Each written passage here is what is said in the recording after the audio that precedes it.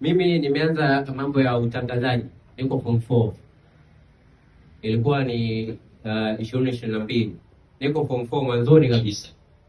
Nimepata fursa ya kwenye kipindi cha kinaitwa Student Center katika radio ya Times FM ipo Kawe. Radio kubwa sana.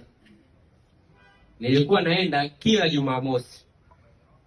Kuna muda mwingine utakuta kuna mitihani Jumamosi. Nilikuwa natega. Ila sio kwa ubaya.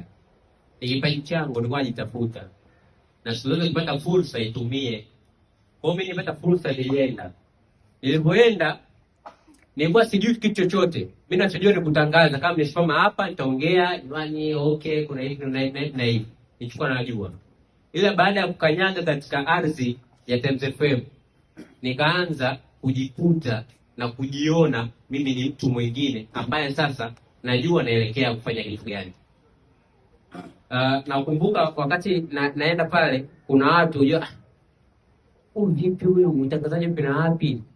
Mimi naamini mimi na kipaji changu ni biashara yangu na ndio fursa kubwa ambayo itanifanya mimi nitoke katika hii sehemu niliyopo.